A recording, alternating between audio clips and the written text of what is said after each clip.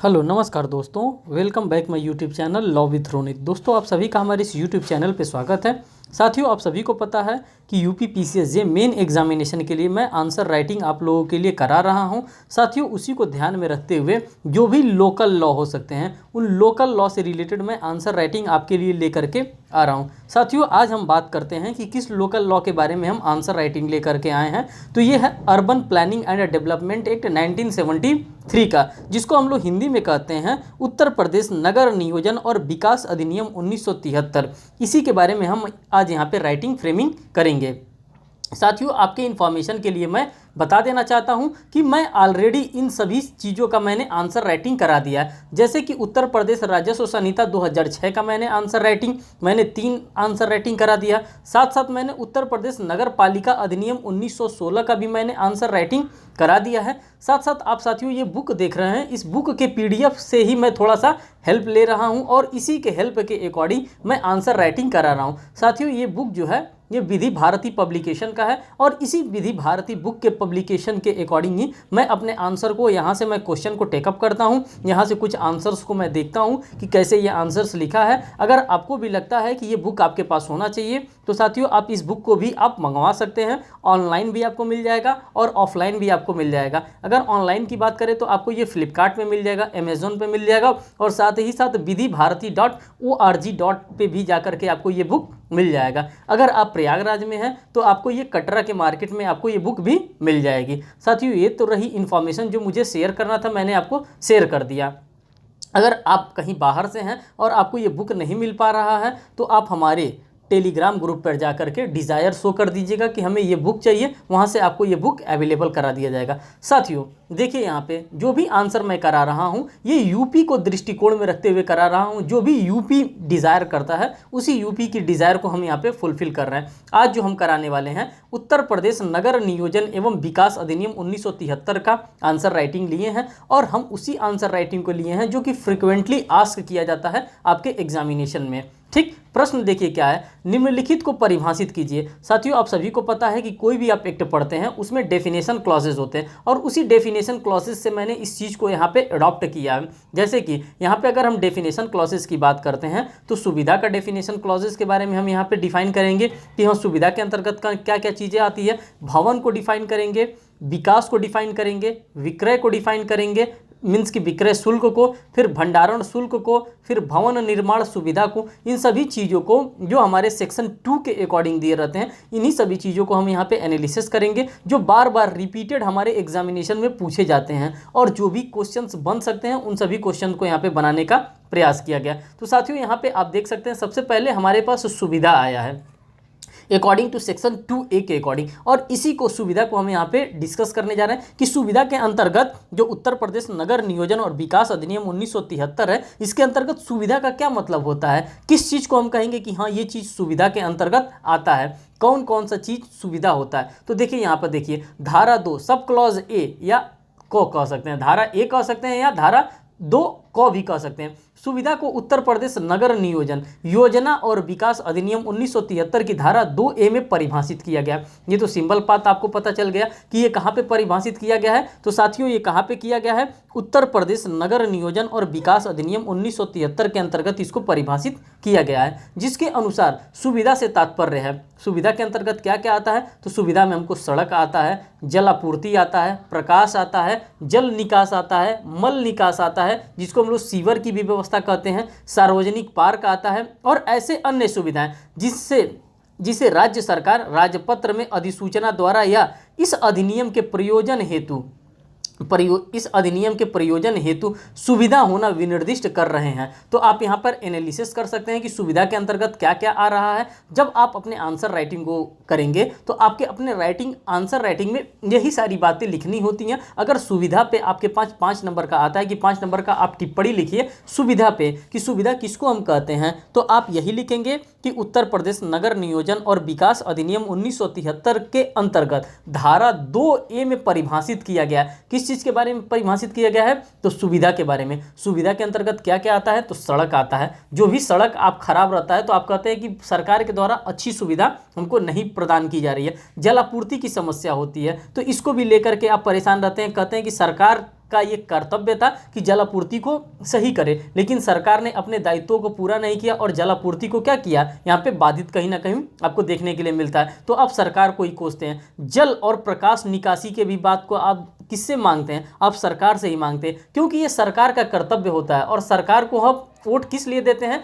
आप किस तरह से अपने सरकार को चुनते हैं, इसी चीज़ों के लिए आप अपने सरकार को चूज करते हैं कि आपका सरकार क्या करेगा, आपको इस प्रकार की सुविधाओं को प्रदान करेगा, जैसे कि वो आपके लिए सार्वजनिक पार्क देगा। अब तो आप देख रहे होंगे कि बड़े बड़े महानगरों में या स्मार्ट सिटीज़ में जो पार्क बने हैं उसमें अब ओपन जिम की भी सुविधा की जा रही है। तो ये सभी चीज़ें क्या आ रही हैं, ये सभी की सभी चीज़ें सुविधा के अंतर्गत आ रही हैं। ये सारी बातें आपको अपने एग्जामिनेशन में लिखना होगा। साथ ही साथ लिखा है शुल्क वसूलना। अब कैसे शुल्क की बात कर रहा है, तो यहाँ पर लिखा है, यहाँ यह उल्लेखनीय है कि इन सुविधाओं के विकास के संदर्भ में कुछ शुल्क वसूल किया जाएगा, जिसका कि उल्लेख इस अधिनियम की धारा 33 के अंतर्गत किया गया। ये जो भी सुविधाएं दी जाती है सरकार के द्वारा, आपको इस सुविधा का कहीं ना कहीं सरकार आपसे कुछ ना कुछ शुल्क डेफिनेटली वसूलती है। अब आपको डायरेक्ट वे में नहीं समझ में आता है कि कौन सा शुल्क हमसे वसूल रही है, इनडायरेक्ट वे में ही सरकार आपसे क्या करती है, शुल्क वसूलती है। और ये शुल्क वसूलने का धारा आपको कहाँ पर देखने के मिलेगा, तो जब धारा 33 आप खोलेंगे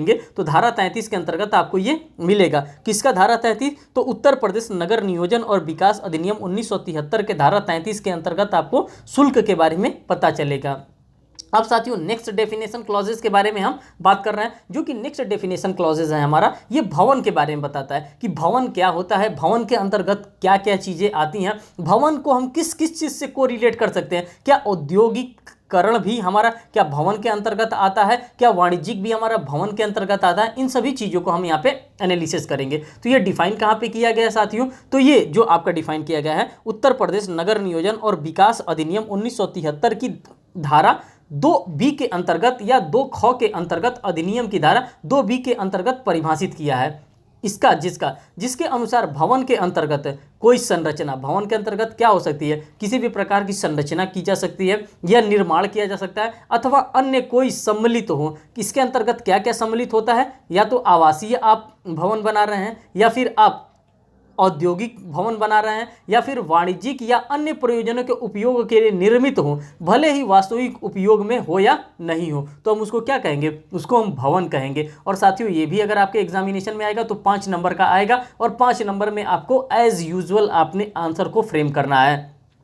बहुत ज़्यादा आपको भागने की और परेशान होने की आवश्यकता नहीं है। 5 नंबर का ये क्वेश्चन पूछता है, जो टिप्पणी बेस्ड क्वेश्चन होता है, ये 5 नंबर का ही क्वेश्चन पूछा है, और उसी चीज़ को हम यहाँ पे लिए हैं जो बार बार आपके एग्जामिनेशन में रिपीटेड पूछे गए हैं। साथियों फिर हम यहाँ पे देखेंगे विकास को, जो डेफिनेशन सेक्शन नंबर 2 का जो डेफिनेशन क्लॉसेज होता है, इसमें विकास भी दिया है। अब विकास को हम देखेंगे कि विकास का क्या मतलब होता है और विकास के अंतर्गत क्या क्या आता है। तो साथियों अगर हम विकास को देखते हैं तो ये उत्तर प्रदेश नगर नियोजन और विकास अधिनियम 1973 की धारा 2E के अंतर्गत हमको इसको देखने के लिए मिलता है। कहां पर देखने के लिए मिलता है साथियों, तो धारा 2E के अनुसार विकास से तात्पर्य इसके व्याकरणीय परिवर्तनों सहित भूमि में या ऊपर या नीचे निर्माण। कहाँ पे निर्माण की हम बात करते हैं साथियों, या तो निर्माण आप अंडरग्राउंड में करिए या छत के ऊपर आप निर्माण करिए। अभियंत्रिकी मीन्स कि आप इंजीनियर के तौर पे आप निर्माण करिए, खनन करिए, या अन्य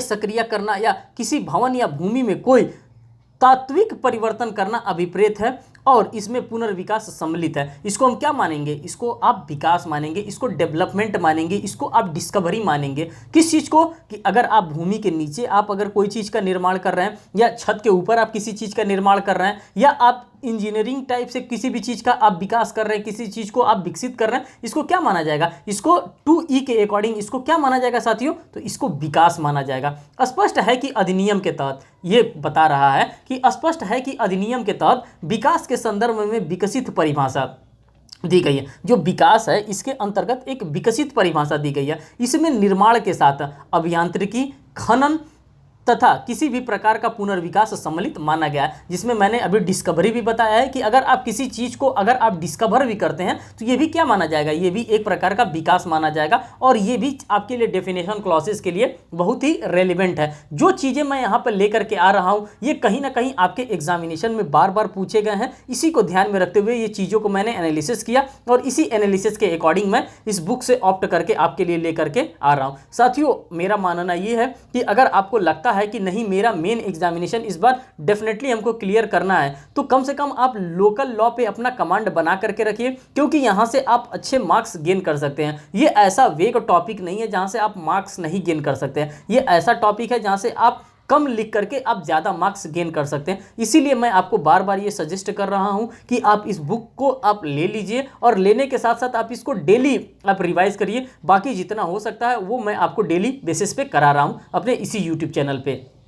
आगे देखिए साथियों, विकास को अभी आप लोगों ने देख लिया, तो विकास शुल्क को क्यों आप छोड़ेंगे? विकास शुल्क भी हमारा डिफाइन किया गया है, तो कहां पे डिफाइन किया गया है? तो उत्तर प्रदेश नगर नियोजन और विकास अधिनियम 1973 की धारा 2 666, यहाँ पे 3 बार 666 लिखा है, तो धारा 2 के 666 के अंतर्गत इसको क्या किया गया है? विकास शुल्क को डिफाइन किया गया है, इसको परिभाषित किया गया है, जिसके अनुसार विकास प्राधिकरण विकास क्षेत्र में विकसित जो क्षेत्र होता है जहाँ पे विकास किया जा रहा है उसमें क्या होना चाहिए? जहाँ पे अगर हम देखते हैं कि यहाँ पे विकास है, तो विकास के अंतर्गत हम क्या देखते हैं? वहाँ पे डेफिनेटली हम सड़क हमको देखने के लिए मिलता है, जल निकासी की सुविधा देखने के लिए मिलता है, सीवर की सुविधा देखने के लिए मिलता है, विद्युत आपूर्ति देखने के लिए मिलता है, जलापूर्ति आदि हेतु निर्माण करेगी। ये सभी चीज हमको कहाँ देखने के लिए मिलता है? हमें विकास के अंतर्गत देखने के लिए मिलता है। अगर हम मान लीजिए कि शहर में हम मेट्रो सिटीज में रह रहे हैं, काफी दिनों के बाद हम 2 साल बाद 5 साल बाद अगर हम गांव में जाते हैं अपने गांव के तरफ, तो हमें देखते हैं तो कहते हैं कि देखिए हमारे गांव में क्या हो गया? विकास हो गया। विकास होने का मतलब क्या हो गया? कि हमारे गांव में सड़क बन गई है, हमारे गांव में जलापूर्ति की अच्छी व्यवस्था कर दी गई है, अच्छी अच्छी नालियां बनवा दी गई है, अच्छी अच्छी बिजली की जो बिजली सप्लाई होता है वो बिजली सप्लाई घर भी बनवा दिया गया। तो इसको क्या किया जाएगा? इसी को विकास कहा जाएगा, और यही विकास हमको देखने के लिए मिलता है। जो भी विकास होता है साथियों, इसका कहीं ना कहीं हमें शुल्क अदा करना पड़ता है। उसी विकास शुल्क के बारे में यहाँ पे बात कर रहा है। आदि हेतु निर्माण करेगी, और ऐसे निकास कार्यों के लिए प्राधिकरण धारा 5 के अधीन, किसके अधीन साथियों? तो धारा 5 को भी यहाँ पे कोट किया गया। धारा 5 के अधीन, अब किसका ये धारा 5 है? तो उत्तर प्रदेश नगर नियोजन और विकास अधिनियम 1973 की धारा 5 के अधीन व्यक्ति या निकाय से विकास शुल्क वसूल किया जाएगा। किससे किया जाएगा? या तो व्यक्ति से वसूल किया जाएगा या एक निकाय से वसूल किया जाएगा। किस चीज को वसूल किया जाएगा? जो विकास शुल्क के बारे में मैं बता रहा हूं, जिसमें जल की आपूर्ति का आपको विकास दिख रहा है, सीवर की आपूर्ति का आपको विकास दिख रहा है, सड़क आपको दिख रहा है, तो ये सभी चीज विकास किया जा रहा है, तो इसका कहीं ना कहीं शुल्क आपको लगेगा। तो ये शुल्क किससे लिया जाएगा? या तो किसी व्यक्ति से लिया जाएगा, या किसी संस्था से लिया जाएगा, या किसी निकाय से ये विकास शुल्क की ली जाएगी। आगे देखिए, अब भंडारण शुल्क के बारे में हम बात करते हैं। ये भी हमको कहाँ डिफाइन किया गया है साथियों? भंडारण शुल्क। तो साथियों अगर हम देखते हैं उत्तर प्रदेश नगर नियोजन और विकास अधिनियम 1973, तो यहाँ पे हमको भंडारण शुल्क देखने के लिए मिलता है। और भंडारण शुल्क हमको कहाँ पे डिफाइन किया गया है? धारा 2 के टॉ के अंतर्गत हमको भंडारण शुल्क देखने के लिए मिलता है। भंडारण शुल्क से तात्पर्य ऐसे शुल्क से है जो धारा 15 के अधीन इस व्यक्ति या निकाय से वसूल किया जाएगा। किससे वसूल किया जाएगा? तो या किसी व्यक्ति से वसूल किया जाएगा या किसी निकाय से इसको वसूल किया जाएगा, जो प्राधिकरण की भूमि पर या सार्वजनिक सड़क से या सार्वजनिक स्थान पर भवन निर्माण की सामग्री रखता है। कौन रखता है? जो इस प्रकार का सामान बेचता है, उससे क्या किया जाएगा? ये भंडारण शुल्क मीन्स की जो वेयर हाउसेस कॉस्ट होते हैं, ये वेयर हाउसेस कॉस्ट इनसे क्या किया जाएगा? वसूल किया जाएगा। आगे देखिए साथियों, कर रहा है शौकत अली बनाम विकास प्राधिकरण के बाद में न्यायालय ने कहा है कि नगर पालिका की सड़क पर मलबे की भंडारण की दशा में विकास प्राधिकरण द्वारा भंडारण शुल्क नहीं वसूल किया जाएगा। ये किसके केस में कह दिया गया है साथियों? तो ये शौकत अली बनाम विकास प्राधिकरण का एक मामला आया था, और इसी मामले के अंतर्गत ये बातें बता दिया गया था कि अगर नगर निगम का कोई भी सड़क है, अगर उस पर आप किसी भी प्रकार के मलबे का भंडारण रखते हैं, तो इस दशा में आपसे विकास प्राधिकरण किसी भी प्रकार का शुल्क आपसे नहीं मांग सकती है, नहीं क्लेम कर सकती है। आप इस केस को भी अगर आपके एग्जामिनेशन में आपको याद आता है एट द टाइम, तो आप इस केस को भी कोट कर सकते हैं, तो आपके लिए ये रेलिवेंट साबित होगा और आपको ये एक्स्ट्रा मार्क गेन करा करके जाएगा, क्योंकि आप डेफिनेशन क्लॉजेज में भी आप केस यहाँ पे डाल रहे हैं, जो कि यूपी जुडिशरी का सबसे मोस्ट इंपॉर्टेंट टॉपिक होता है कि आप केस लॉ डालते हैं तो आपके लिए वो और चीजें रेलिवेंट हो जाती है। अब साथियों यहाँ पे नेक्स्ट डेफिनेशन क्लॉजेज की हम बात करेंगे, जिसमें भवन निर्माण करने के बारे में बात करता है कि भवन निर्माण क्या होता है, कैसे हम भवन को निर्माण करते करते हैं। और ये हमको देखने के लिए कहाँ मिलता है, तो उत्तर प्रदेश नगर नियोजन और विकास अधिनियम 1973 की धारा 2 के अंतर्गत हमको देखने के लिए मिलता है। साथियों, ये जो मैं बार बार आपको बता रहा हूं, उत्तर प्रदेश नगर नियोजन और विकास अधिनियम 1973, ये बार बार आपको एग्जामिनेशन में आपको लिखना होगा, इसीलिए मैं बार बार इस चीज को आपको रिपीट कर रहा हूं, जिससे कि आपको ये चीजें, इस एक्ट का नाम अच्छे से आपके दिमाग में घूमता रहेगा।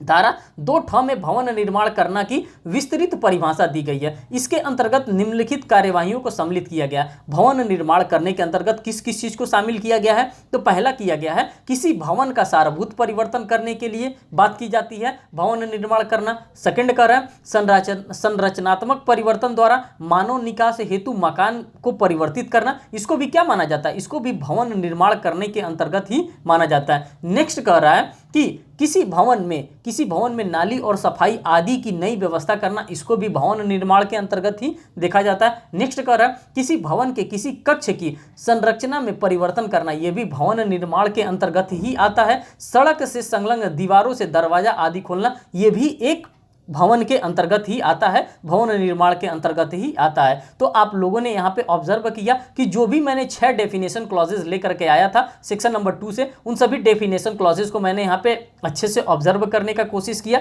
एक एक चीज को मैं आपको बताने का कोशिश किया। अब साथियों, यहाँ पे हम नेक्स्ट क्वेश्चन की बात करेंगे, जो नेक्स्ट क्वेश्चन हमारे एग्जामिनेशन के लिए रेलिवेंट है, और साथ साथ मैं ये भी यहाँ पे शो करूंगा कि ये जो क्वेश्चन आया है ये किस एग्जामिनेशन में आपसे पूछा गया है। इन सभी चीजों के बारे में हम यहाँ पे एनालिसिस करेंगे। तो साथियों, जो हमारा नेक्स्ट क्वेश्चन है, हमारा नेक्स्ट क्वेश्चन देखिए ये है, विकास प्राधिकरण के गठन। कह रहा है जो विकास प्राधिकरण है, क्योंकि हम लोग उत्तर प्रदेश नगर नियोजन और विकास अधिनियम 1973 को पढ़ रहे हैं, तो इसी से रिलेटेड क्वेश्चन हमारे पास आएगा। कह रहा है विकास प्राधिकरण के गठन तथा उद्देश्य पर प्रकाश डालिए। किसके विकास और उद्देश्य पर प्रकाश डालिए, तो साथियों विकास प्राधिकरण के। और ये पूछा कब गया था, तो ये यूपीजे 2003 में पूछा गया था, साथ ही साथ यूपीजे 2006 के भी एग्जामिनेशन में ये क्वेश्चन पूछा गया था। सेम यही क्वेश्चन और करके यहाँ पर दिया, इसी क्वेश्चन को विकास प्राधिकरण पर टिप्पणी करें, और ये यूपीजे 2018 के क्वेश्चन पेपर में ये क्वेश्चन पूछा गया था, इसीलिए क्वेश्चन हमारे लिए इंपॉर्टेंट लगा, तो इस क्वेश्चन को यहां पे मैं लेकर के आया हूं।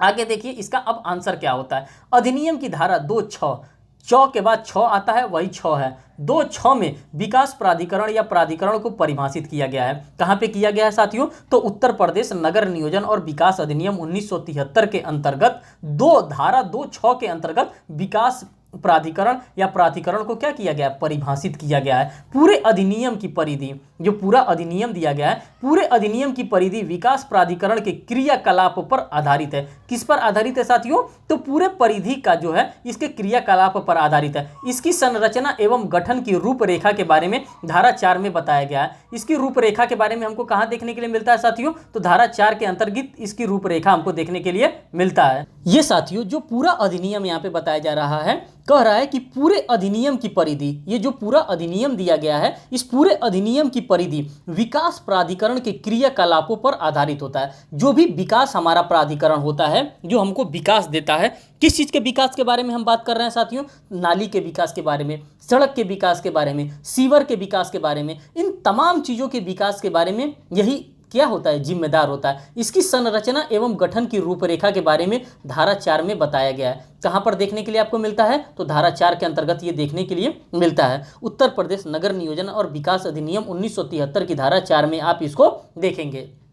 साथ ही साथ धारा 3 में कहा गया है कि यदि राज्य सरकार की राय में राज्य के भीतर किसी क्षेत्र या योजना के अनुसार विकास किए जाने की आवश्यकता है, किसकी आवश्यकता है साथियों, तो विकास किए जाने की आवश्यकता अगर समझ में आ रही है, तो वह राज्य पत्र में अधिसूचना द्वारा क्षेत्र के विकास क्षेत्र होने की घोषणा कर सकता है। मीन्स कि जो आपका क्षेत्र है उसमें विकसित क्षेत्र होने की आप क्या कर सकते हैं, घोषणा कर सकते हैं या करवा सकते हैं। आगे देखिए आगे क्या कर रहा है, हमारा जो मेन टॉपिक था विकास परिषद की सदस्यों को किस प्रकार से बनाया जाता है, कौन इसको बनाने का और कौन तैयार करने का कार्य करता है। कह रहा है कि विकास प्राधिकरण का सदस्य किस प्रकार से नियुक्त होते हैं, किसके द्वारा नियुक्त किया जाता है, तो आप यहाँ पर देखिए प्राधिकरण के सदस्य के संबंध में उपबंध अधिनियम की धारा 4 सब क्लॉज 3 में किया गया है। कहाँ पे किया गया है? धारा 4 के सब क्लॉज 3 के अंतर्गत किया गया है। किस चीज के उपबंधों के बारे में? विकास प्राधिकरण के सदस्यों के उपबंध के बारे में यहीं पे आपको देखने के लिए मिलेगा, किया गया है। आगे देखिए विकास क्षेत्र की बाबत, अगर हम विकास क्षेत्र की बात करते हैं तो विकास क्षेत्र की बाबत जिसके अंतर्गत उत्तर प्रदेश नगर अधिनियम 1959 में यथा परिभाषित किसी नगर के लिए जब गठित की जाएगी तो उस प्राधिकार में निम्नलिखित व्यक्ति सदस्य होंगे। किसको किसको सदस्य बनाया गया है? अब आपके लिए इंपॉर्टेंट टॉपिक ये हो जा रहा है कि किसको किसको सदस्य बनाया जाता है और किसके किसके द्वारा सदस्य बनाया जाता है। पहला देखिए एक अध्यक्ष होगा जो राज्य सरकार द्वारा नियुक्त किया जाएगा। सबसे पहला कौन होगा? तो सबसे पहला हमारे पास होंगे एक अध्यक्ष साहब जो कि राज्य सरकार के द्वारा नियुक्त किए जाएंगे। सेकंड कह रहा है एक उपाध्यक्ष होगा जो राज्य सरकार के द्वारा ही नियुक्त किया जाएगा।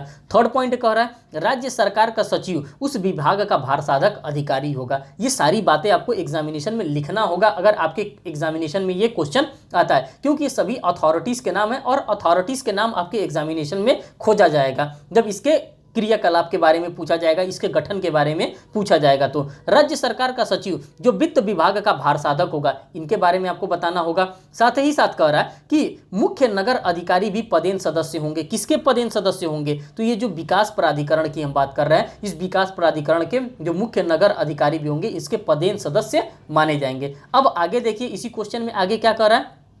कह रहा है कि प्राधिकरण के कर्मचारी, क्योंकि हम इनके कंस्ट्रक्शंस के बारे में पढ़ रहे हैं, क्वेश्चन था हमारा कंस्ट्रक्शन था, किसका? विकास प्राधिकरण का कंस्ट्रक्शन, कैसे इनका निर्माण किया जाता है। तो अब इनके कर्मचारियों के बारे में भी आपको देखना पड़ेगा। जब हम कर्मचारी को देखने जाएंगे तो ये हमको कहाँ मिलेगा? उत्तर प्रदेश नगर नियोजन और विकास अधिनियम 1973 की धारा 5 के अंतर्गत हमको ये देखने के लिए मिलेगा। राज्य सरकार 2 उपयुक्त व्यक्तियों को प्राधिकरण के सचिव और मुख्य लेखाधिकारी के रूप में भी नियुक्त कर सकेगा। कौन कर सकेगा? तो ये राज्य सरकार के द्वारा ये किया जाएगा। आप यहां पर ऑब्जर्व कर सकते हैं। जो ऐसी शक्तियों का प्रयोग करेंगे, कौन करेंगे? जो 2 अथॉरिटीज को यहां पे लगाया गया है, ये ऐसी शक्तियों का प्रयोग करेंगे, ऐसे कर्तव्यों का निर्वहन करेंगे जैसा कि विनियमन द्वारा विहित किया जाएगा। जैसा कि विनियमन द्वारा विहित किया जा रहा है, इस प्रकार के कर्तव्यों का ये क्या करेंगे? निर्वहन करेंगे। प्राधिकरण के अभाव प्राधिकरण के अथवा उसके उपाध्यक्ष द्वारा प्रत्यायोजित किया जाएगा। प्राधिकरण का उद्देश्य, अब देखिए ये कहाँ आपको देखने के मिलेगा? अगर प्राधिकरण के उद्देश्य की बात हम करते हैं तो साथियों ये धारा 7 के अंतर्गत आपको प्राधिकरण का उद्देश्य के बारे में देखने के लिए मिलेगा, जो कि उत्तर प्रदेश नगर नियोजन और विकास प्राधिकरण 1973 के अंतर्गत परिभाषित किया गया। पहला कह रहा है कि प्राधिकरण का उद्देश्य योजना के अनुसार विकास क्षेत्र को उन्नत करना और विकास सुनिश्चित करना होगा। पहली बात ये कहा। सेकंड कह रहा है इस प्रयोजन के लिए प्राधिकरण को निम्न शक्तियां होंगी। अब कौन कौन सी शक्तियां होंगी वो आपको डिफाइन करने की यहाँ पे आवश्यकता नहीं है, क्योंकि आपने ऑलरेडी अपने आंसर को स्ट्रेच कर दिया है। आगे कह रहा है भूमि और अन्य संपत्ति को अर्जित करने, धारण करने, प्रबंध करने और निस्तारित करने की शक्तियां इनके पास होगी। भवन निर्माण, अभियांत्रिकी, खनन और अन्य कार्य करने की शक्तियां इनके पास होगी। नेक्स्ट कह रहा है अन्य सेवाएं और सुविधाओं को प्रदान करने तथा बनाए रखने की शक्तियां इनके पास होंगी। किनके पास होंगी साथियों? तो ये जो भी शक्तियां होंगी ये सभी इनके पास होंगी, विकास प्राधिकरण के पास होंगी, और विकास प्राधिकरण के द्वारा ही ये सारे कार्य कराए जाते हैं। तो साथियों इस प्रकार से आप लोगों ने देख लिया कि 2 आंसर मैं आप लोगों के लिए लेकर के आया हूं। एक टिप्पणी बेस्ड आंसर लेकर के आया था और एक फुल लेंथ क्वेश्चन आप लोगों के लिए लेकर के आया था। इन दोनों क्वेश्चंस को मैं यहाँ पे सॉल्व कराने का पूरा प्रयास किया। जो चीज़ आपको अगर अच्छी लग रही है तो साथियों आप हमें प्लीज़ कमेंट सेक्शन में आप हमें कमेंट करके बताएं कि आपको ये वीडियो कैसा लग रहा है, आपके एग्जामिनेशन के लिए क्या ये हेल्पफुल और रेलिवेंट साबित हो रहा है कि नहीं हो रहा है। इस प्रकार से आप हमें भी मोटिवेट करते रहिए। मैं डेली आप लोगों के लिए आंसर फ्रेमिंग करके लेकर के आता रहूँगा जो लोकल लॉ है। अब हम आपके लिए उत्तर प्रदेश जोत चकबंदी अधिनियम 1953 से रिलेटेड आंसर फ्रेम करके लेकर के आएंगे। साथ ही साथ उत्तर प्रदेश नगर नियोजन और विकास अधिनियम 1973 से रिलेटेड पार्ट 2 भी मैं आप लोगों के लिए लेकर के बहुत ही जल्द आऊँगा। साथियों इसी विश्वास के साथ मैं आपसे इस वीडियो का विदा लेता हूँ। बहुत बहुत धन्यवाद साथियों वीडियो को वॉच करने के लिए। Thank you.